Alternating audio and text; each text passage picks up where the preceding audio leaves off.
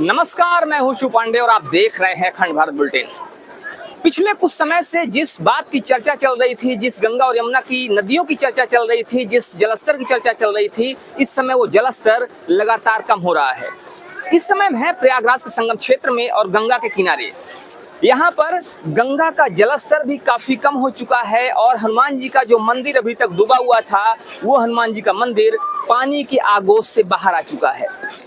इस समय हमारे पीछे अगर देखा जाए तो ये लेटे हुए हनुमान जी का वही मंदिर है जो अभी तक पानी में डूबा हुआ था, गंगा जी में डूबा हुआ था। और अब यहाँ पर चूंकि पानी कम हो चुका है तो साफ सफाई काम चल रहा है और जल्दी ही यहाँ पर पूजा आरती का काम भी शुरू हो जाएगा।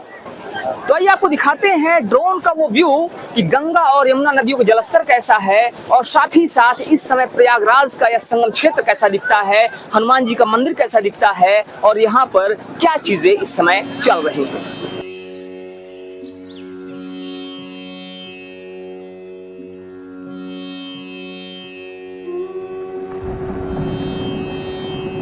दारागंज मोहल्ले में गंगा जी के किनारे लेटे हनुमान जी का ये मंदिर है।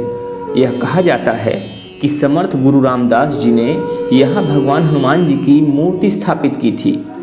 शिव पार्वती, गणेश, भैरव, दुर्गा, काली एवं नवग्रह की मूर्तियाँ भी मंदिर परिसर में स्थापित हैं और पास में ही श्री राम जानकी मंदिर एवं हरित माधव मंदिर भी स्थित है। ऐसा माना जाता है कि हनुमान जी की यह विचित्र प्रतिमा दक्षिणाभिमुखी और 20 फीट लंबी है।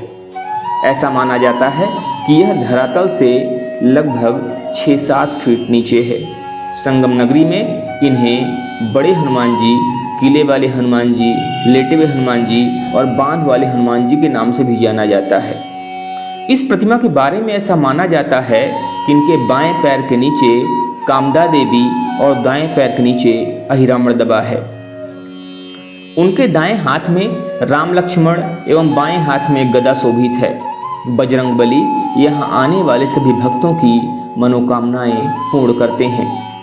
यहाँ के बारे में ऐसा भी कहा जाता है कि लंका पर जीत हासिल करने के बाद जब हनुमान जी लौट रहे थे तो रास्ते में उन्हें थकान होने लगी, तो माता सीता के कहने पर यहाँ वो संगम के तट पर लेट गए और इसी को ध्यान रखते हुए यहाँ लेटे हनुमान जी का मंदिर बनाया गया। यह मंदिर कम से कम 600-700 वर्ष पुराना माना जाता है। बताया जाता है कि कन्नौज के राजा की कोई संतान नहीं थी। उनके गुरु ने उपाय के रूप में बताया कि हनुमान जी की ऐसी प्रतिमा निर्माण करवाइए जो राम लक्ष्मण को नागपाश से छुड़ाने के लिए पाताल में गए थे। हनुमान जी का यह विग्रह विंध्याचल पर्वत से बनवा कर लाया जाना चाहिए। जब कन्नौज के राजा ने ऐसा ही किया और विंध्याचल से हनुमान जी की प्रतिमा नाव से लेकर आए, तभी अचानक से नाव टूट गई और यह प्रतिमा जलमग्न हो गई।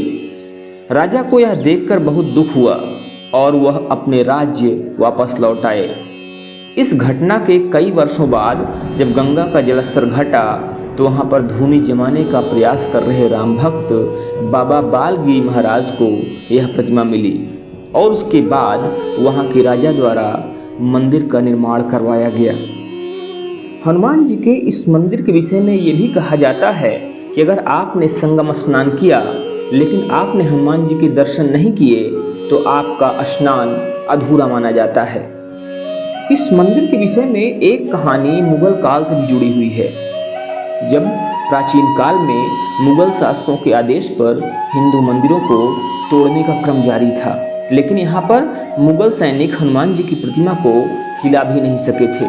वे जैसे जैसे प्रतिमा को उठाने का प्रयास करते, वह प्रतिमा वैसे वैसे और अधिक धरती के नीचे जा रही थी और यही वजह है कि यह प्रतिमा धरातल से इतने नीचे बनी है।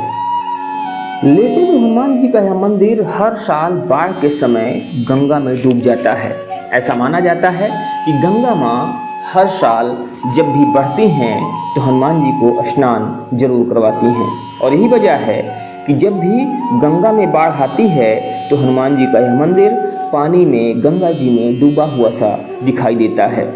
अभी वर्तमान में भी यह मंदिर गंगा में डूबा हुआ था। हनुमान जी गंगा स्नान कर रहे थे और एक दिन पहले ही इस मंदिर से गंगा जी का प्रस्थान हुआ है। वर्तमान में भी आप देख रहे हैं कि यहाँ पर गंगा जी के जाने के बाद साफ सफाई का कार्य जारी है। जैसे ही गंगा माँ यहाँ से प्रस्थान करती हैं तो उसके बाद शुरू हो जाता है साफ सफाई का कार्य और फिर से आरती और पूजा का सिलसिला शुरू हो जाता है। हालांकि गंगा का पानी यहाँ से कम हो चुका है, मंदिर से पानी बाहर जा चुका है, लेकिन अगर देखा जाए तो अभी भी चारों तरफ पानी दिखाई दे रहा है। अभी भी गंगा का सैलाब थमा नहीं है और संगम क्षेत्र की गलियाँ, सड़कें और आसपास का जो क्षेत्र है जहाँ पर एक समय महाकुंभ लगा करता था, जहाँ पर एक समय महाकुंभ की चहलकदमी हुआ करती थी, वो सारा क्षेत्र ही गंगा जी के आगोश में है। आप देख रहे हैं कि ये गंगा का वो क्षेत्र है जहाँ पर हनुमान जी का मंदिर है। ये संगम क्षेत्र का वो जगह है, संगम क्षेत्र का वो स्थान है जो हनुमान जी के मंदिर के सामने का है। लेकिन अगर इसके बाईं तरफ देखें तो बाईं तरफ पूरा वो क्षेत्र है जहाँ पर पहले सड़कें हुआ करती थी, जहाँ पर पहले गाड़ियाँ हुआ करती थी, गाड़ियाँ चला करती थी, जहाँ पर लोग घूमते थे, टहलते थे, जहाँ पर पूरा महाकुंभ का मेला संपन्न हुआ था। लेकिन वर्तमान में आपको पेड़ दिखाई पड़ रहे हैं, पौधे दिखाई पड़ रहे हैं, नावें दिखाई पड़ रही हैं, पुल दिखाई पड़ रहा है। आप समझ सकते हैं कि जहाँ पर भी पेड़ पौधे दिखाई पड़ रहे हैं ये वही स्थान है जहाँ पर कुंभ मेले की चहलकदमी होती थी। लेकिन वर्तमान में अगर देखा जाए तो वर्तमान में यहाँ पर जल ही जल की स्थिति है। आप दाएं देखेंगे, बाएं देखेंगे, आप आगे देखेंगे, आप पीछे देखेंगे तो आपको ज़्यादातर पानी ही पानी दिखाई पड़ेगा, क्योंकि गंगा जी के बढ़ने के बाद से चारों तरफ पानी ही पानी का जलजला दिखाई दे रहा है। लेकिन प्रयागराज की एक खास बात ये भी है कि यहाँ पर बाढ़ आने पर शोक नहीं मनाया जाता। दुनिया के अन्य हिस्सों में जब भी बाढ़ आती है तो वहाँ पर शोक की लहर दौड़ जाती है, लेकिन जब प्रयागराज की बात होती है तो प्रयागराज में गंगा का बढ़ना यहाँ पर शोक का प्रतीक नहीं माना जाता है। जब भी गंगा बढ़ती हैं तो यहाँ पर लोगों का उत्साह देखने लायक होता है। जब भी गंगा माँ हनुमान जी को स्नान करवाती हैं तो लोगों का उत्साह देखने लायक होता है, क्योंकि यहाँ पर लोग ढोल, नगाड़े, ताशे बजाकर माँ गंगा का स्वागत करते हैं। यहाँ पर लोग नृत्य करते हैं, यहाँ पर लोग खूब उत्साह के साथ गंगा माँ का स्वागत करते हैं। यहाँ जब गंगा माँ बढ़ती हैं और गंगा माँ सड़कों पर आ जाती हैं, गंगा माँ सड़कों पर पूरा अपने आप को विस्तारित कर लेती हैं, तब भी यहाँ पर लोग और यहाँ पर जो बच्चे हैं वो हंसते खेलते अटखेलियाँ करते दिखते हैं। अभी भी आप देख रहे हैं गंगा का यह रूप इस समय सड़कों तक फैला हुआ है, हनुमान जी के मंदिर के पास तक फैला हुआ है और यहाँ पर लोग स्नान करते हुए दिखाई दे रहे हैं। बहुत सारे लोग यहाँ पर नावों में बैठकर संगम क्षेत्र तक जाते हैं, मुख्य संगम तक जाते हैं, संगम नोज तक जाते हैं। हालांकि वो भी इस समय पानी से पूरी तरह से चारों तरफ से डूबा हुआ है, लेकिन फिर भी लोग कोशिश करते हैं कि जितना संभव हो सके उतना गंगा स्नान बिल्कुल नज़दीक से जाके किया जाए या संगम के नोज पर जाकर गंगा स्नान किया जाए। और यही चीज़ वर्तमान में भी आपको दिखाई पड़ रही है।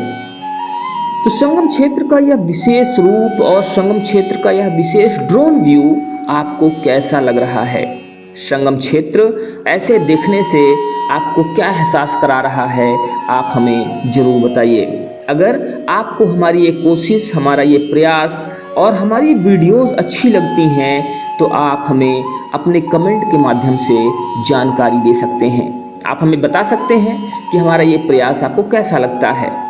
हम कोशिश करेंगे कि आगे भी आपको ऐसी ही अच्छी अच्छी वीडियोस पहुंचाते रहें। बने रहिए हमारे साथ खबरों के अपडेट के लिए। मिलते हैं फिर से, तब तक के लिए जय हिंद, जय भारत।